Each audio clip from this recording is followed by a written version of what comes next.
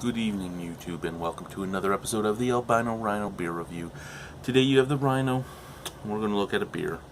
We're going to look at this beer from the Niagara College Teaching Brewery. This is part of their Beer 101 program, which is a beer lesson in a can. So they all take different styles of beer and show you basically what the style should taste like. They'll give you a little bit of history on the back. And here it is, the Beer 101 Pale Ale. Let's do our lesson. Our lesson plan will be history, then bitterness, then color, then alcohol, then made from, then aroma, then flavor, then mouthfeel, then pairs with. Okay, so history. Originally stemming from the Burton-on-the-Trent region of England, the hard water provided a refreshing pale ale with plenty of hoppy bite. Okay, so right off the bat, they're looking at English pale ales, but right from the bat also Burton-on-the-Trent pale ales, which are my least favorite English pale ales.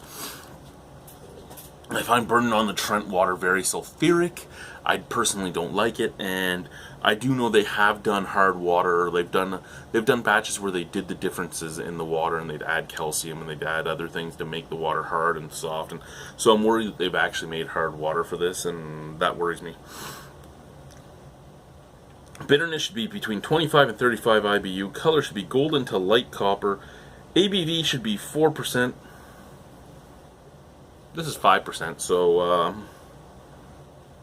you failed your lesson already. You failed your lesson. You're telling me on the back that this should be 4%, and you're giving it to me at 5. Now, if you said 4 to 5 or 4 to 6 or something, sure, but you're telling me it should be 4, and you gave me a 5. What the fuck, John? I love you, but what the fuck? Continuing on, pale malts and English hops is what it's made from. Yeah, and English hops will give you that dirty mud pie-like flavor. But I kind of like it. Aroma, sweet malty aroma and earthy English hops. There you go, it's even admitting it there. Flavor, medium bitterness with slightly fruity esters.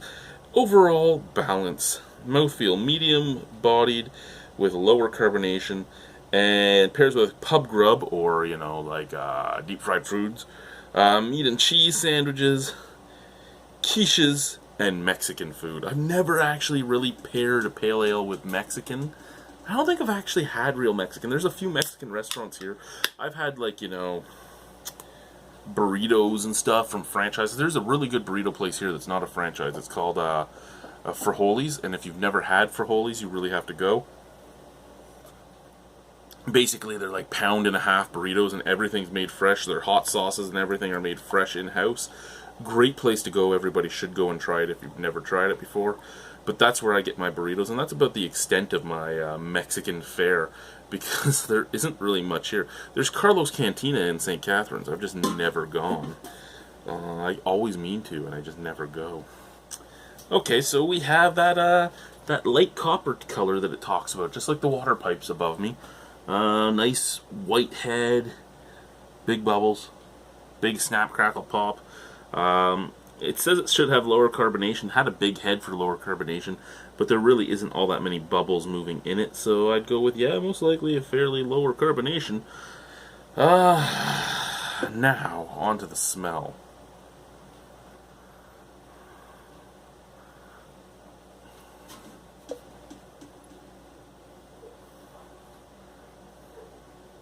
Okay, out of the can, it's like a slight apple, slight pear, and slight earthiness.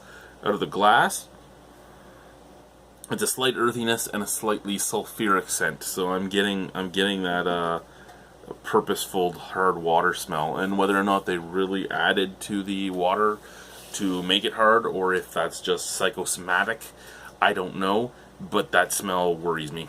It really does. I won't deny it. It worries me. Now, when I use the vampire glass, I always drink from the glass, and I drink from the straw just to see what happens. So, let's pick up the vampire glass. We'll start from the glass.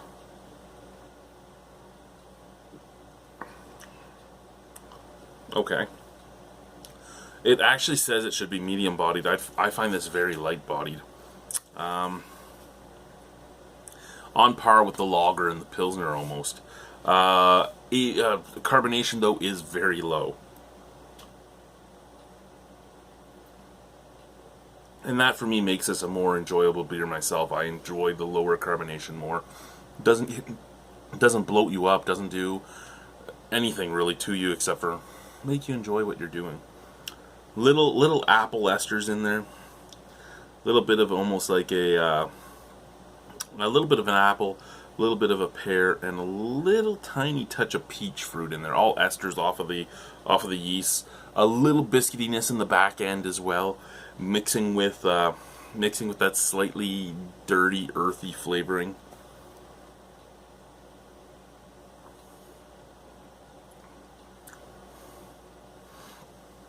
Nice little caramel up on the forefront. That's actually quite nice out of the glass. It's not anything spectacular. Like, it's not mind-blowing compared to a lot of the beers you would get nowadays, but that's quite great when you figure it would be, you know, your average pub fare where you'd be drinking it by the pint. That's something that you could sit back and drink by the pint. Now out of the straw.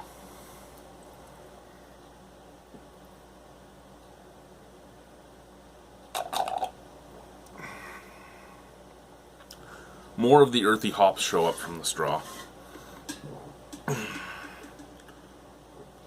It basically almost, out of the straw on this glass, you basically bypass the fruity esters and you bypass the slightly caramelly forefront of the malts, and you go directly to that earthiness and a little bit of the breadiness. So, in all honesty, as much as I already knew I wouldn't like the straw as much as the glass, the straw kind of takes away from the beer. The glass kind of reminds me of, say, like Worthington's White Shield, and the straw reminds me of, say, I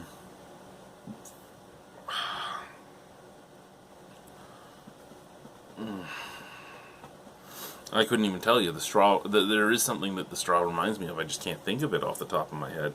Not as much as I don't like it. It's still not like Marston's Pedigree or anything like that. And Marston's Pedigree is probably my least favorite Marston's product, as that's the one that shows off that sulfuric water that I hate so much.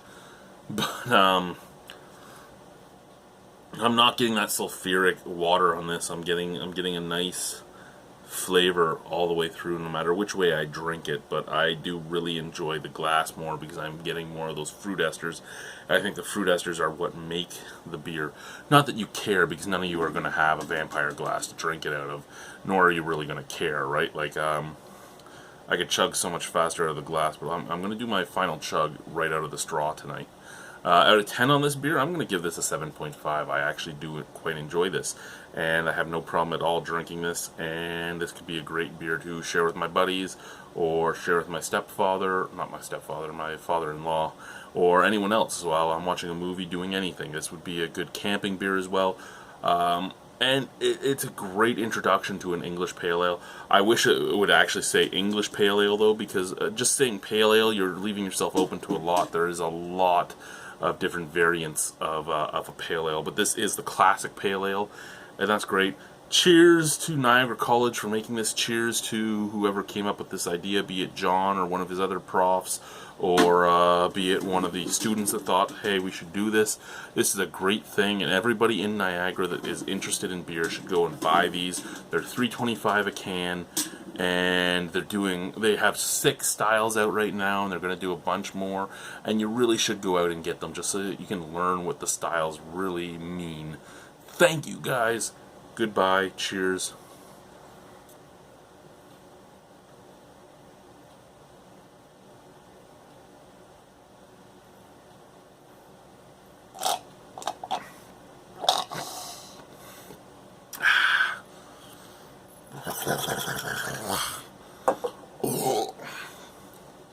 Goodbye.